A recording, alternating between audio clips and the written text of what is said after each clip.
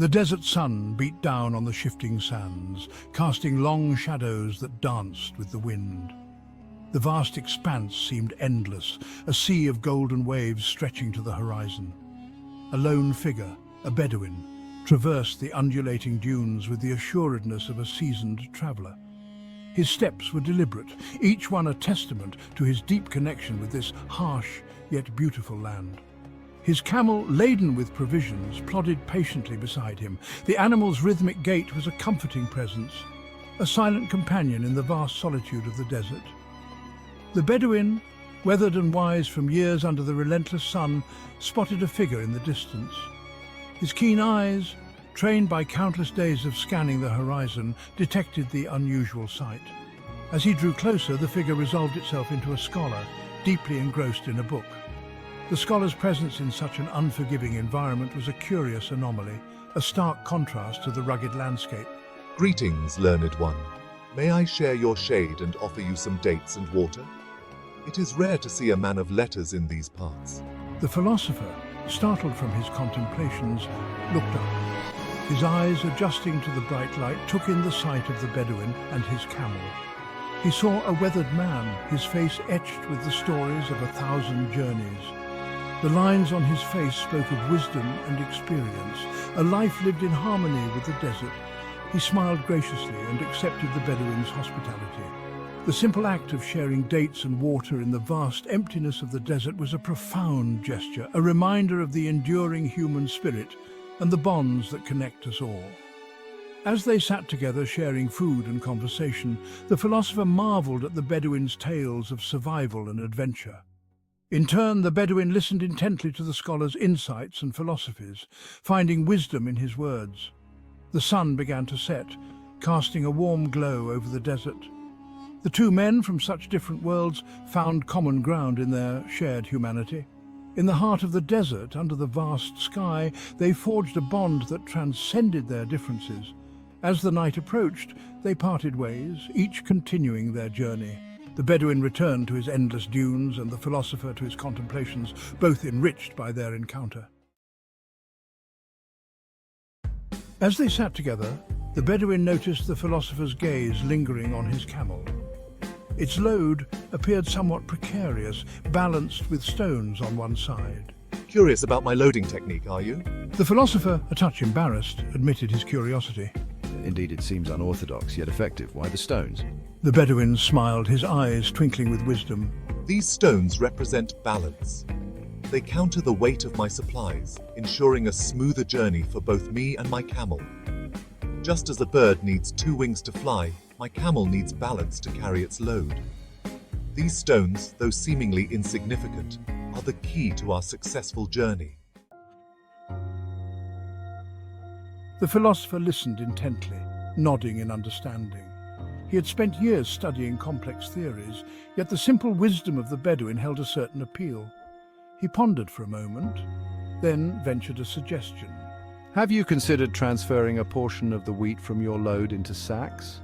These sacks could then be strategically placed on the camel's back, further enhancing the balance and potentially lightening the overall burden. The Bedouin, initially taken aback by the suggestion, considered it thoughtfully. The philosopher's idea, while theoretically sound, seemed unnecessarily complicated in the face of his already functional system. The Bedouin acknowledged the philosopher's suggestion, a hint of awe in his voice. He had always respected those who could think deeply and offer insights that were not immediately obvious. You are indeed a man of great knowledge. Your wisdom is like a beacon, guiding those who seek understanding. Your mind conceives solutions that mine wouldn't dare to dream. It's as if you see the world through a different lens, one that reveals hidden truths and possibilities. He paused, a flicker of something akin to envy crossing his features. It was a rare moment of vulnerability for the Bedouin, who was usually so confident in his own abilities. The Bedouin, for all his practical wisdom, couldn't help but feel a pang of longing for the philosopher's intellectual prowess. He had spent his life honing his instincts and surviving through sheer will and experience. The ability to unravel complex problems with the power of thought held a certain allure. It was a skill that seemed almost magical, a way to navigate the world with a different kind of power. Yet the Bedouin also recognized the difference in their paths. They were like two sides of the same coin, each with their own strengths and weaknesses. He lived a life of action, of immediate consequence, where survival depended on instinct and experience.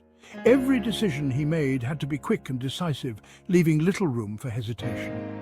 The philosopher, on the other hand, navigated a world of ideas, of abstract theories that didn't always translate to tangible benefits. His realm was one of contemplation and deep thought, where the mind was the primary tool. The Bedouin admired this, even if he didn't fully understand it. He knew that both ways of living had their own value, and that each could learn from the other.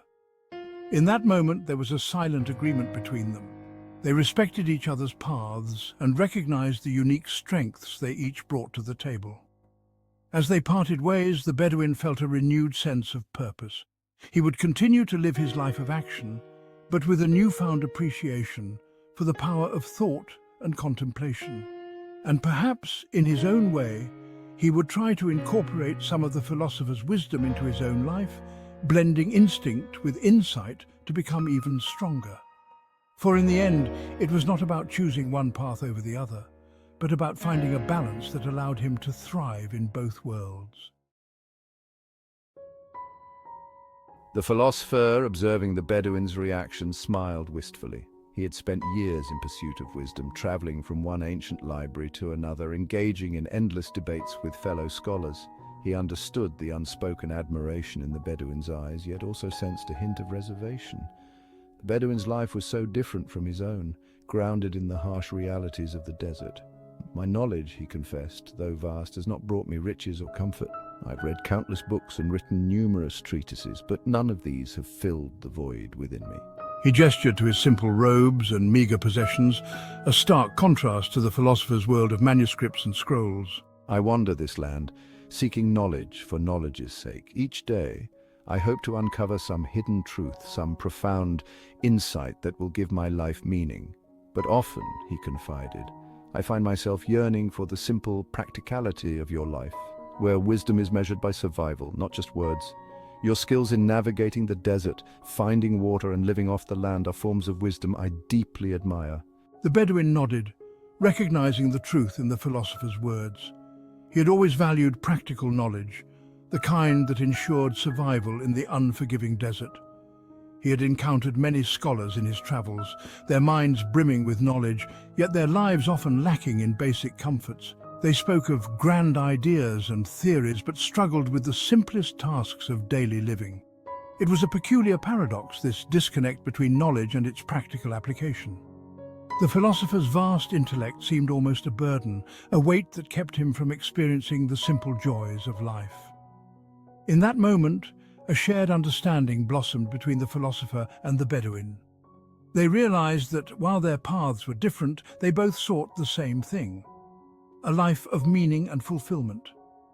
As the sun set over the desert, they walked together, deep in conversation. The philosopher spoke of ancient texts and forgotten lore, while the Bedouin shared tales of survival and resilience. In their exchange, they found a balance, a harmony between the intellectual and the practical. That night, by the campfire, they sat in companionable silence, each lost in their own thoughts. The philosopher realized that true wisdom lay not just in books, but in the lived experiences of people like the Bedouin. And the Bedouin, in turn, saw the value in the philosopher's quest for knowledge, understanding that it too had its place in the tapestry of life. The Bedouin, though a man of few words, was reminded of a verse by the great Sufi mystic Rumi. A scholar without experience is like a donkey carrying heavy books. The words, simple yet profound, resonated deeply with the Bedouin. They spoke to the futility of knowledge without application, the burden of wisdom that remained locked away, failing to bear fruit in the real world. The philosopher, familiar with Rumi's teachings, nodded in agreement. He too had grappled with the limitations of theoretical knowledge, the frustration of possessing answers without knowing how to apply them to life's real challenges. Knowledge is like water. It's essential for life, but it needs a vessel to hold it, a direction to flow. Your mind is a vast ocean of knowledge, but without the vessel of experience, it risks becoming stagnant. A well that quenches thirst is more valuable than a river that floods the land. The philosopher, struck by the simplicity of the analogy, found himself reassessing his priorities. The Bedouin's words were a potent reminder that true wisdom lay not just in acquiring knowledge, but in knowing how to apply it to the world around him. I go forward with a renewed appreciation for the balance in my life, for the wisdom gained through experience. And I will strive to bridge the gap between thought and action to find ways to make my knowledge serve a greater purpose. As the sun began its descent, casting long shadows across the dunes, the two men knew it was time to part ways. They stood, each acknowledging the impact the other had had on their perspective. The Bedouin, leading his camel, disappeared into the shimmering heat haze. The philosopher watched him go, a newfound respect for the unassuming traveler blossoming in his heart. He realized that wisdom wasn't confined to dusty scrolls or hallowed halls. It thrived in the heart of the desert, whispered on the wind, etched onto the very fabric of life itself. The Bedouin, in his own way, had imparted a lesson as valuable as any found in the philosopher's treasured books. He had shown him the power of lived experience, the importance of balance, and the enduring value of practicality in a world often obsessed with abstract thought.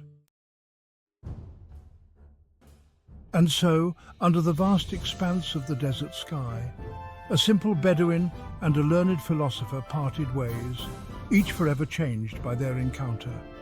Their story, a testament to the enduring power of wisdom in its many forms, echoed through the ages, reminding us that true knowledge lies not just in what we know, but in how we live